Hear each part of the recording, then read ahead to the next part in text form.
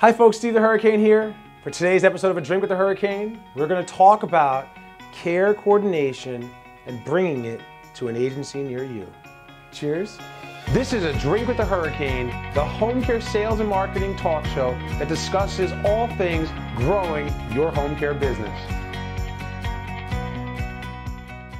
So, care coordination is one of the featured presentations of the upcoming Home Care Millionaires Boot Camp this July in St. Louis, Missouri.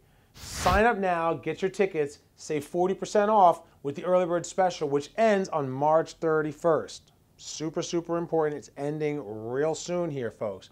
Now, this slide is one of, I want to say around 13 or 14 slides in that entire presentation. And the reason why care coordination is such an important topic is this is how you increase your return on investment per client. I've been looking at a trend over the last 3 or 4 years from the Home Care Pulse report that the total revenue per client has been going down every single year, which doesn't make sense. It costs us more to get caregivers now than ever, costs us more to get clients now than ever, yet the revenue generated per client is declining. That tells me we don't know how to keep our clients. Care coordination was a vital part of my agency, which was doing almost $5 million a year when I left and sold the company. So when you think about care coordination and how to keep a client on services and how it helps with the retention of caregivers because you're actually managing people, this is something that every agency should do. And at the boot camp, I'm going to talk about how you can charge for this. It is imperative that you come there. Now, I'm going to talk today specifically about what to do on a field visit as part of care coordination. So the first part of it is when you go to a client's house, you want to obviously talk to the client. Now, when you first walk into the client's house, it's going to be the client and the caregiver, and they'll be putting on a dog and pony show. What do I mean by a dog and pony show? They're going to basically be yesing you to death and talking nicely and playing nice in the sandbox and all of that. However, as soon as you ask to speak to the client in private and the caregiver leaves, that's when everything gets real, right? That's when you start finding out, well, I can't stand that so-and-so does this or so-and-so does that. One of the biggest complaints that I used to get with my caregivers, because many of my caregivers came from Africa or from the island nations, and fish was a staple in their diet. So if they were over a client's house and they had a lunch break, chances are they had fish, and the client like, oh, they make this fish and it stinks out the whole house and it's disgusting, I can't stand it, can they please eat something else? This would be a common complaint that I dealt with on a regular basis. But whatever the complaint is, you're gonna get it at this point.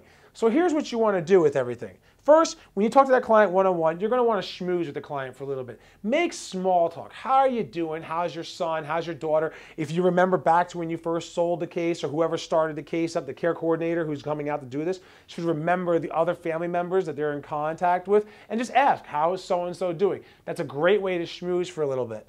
Then you're going to find out what's going on with the caregiver and they're going to tell you.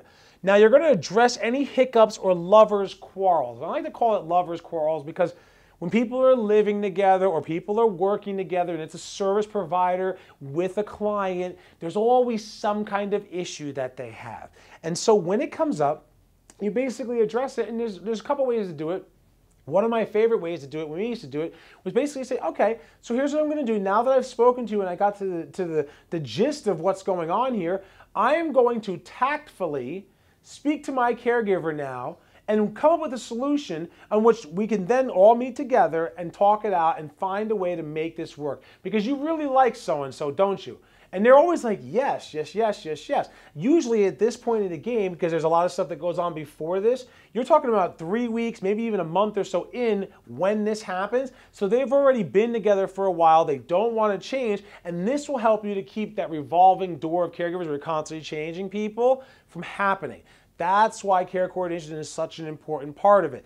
A lot of times we have a hard time keeping caregivers because we can't manage them. They're constantly changing cases and they end up leaving and going somewhere else. This prevents that from happening. So again, this was a couple bullets on one slide of many slides of the care coordination presentation, which is one of the featured topics of the Hurricane Millionaires Boot Camp.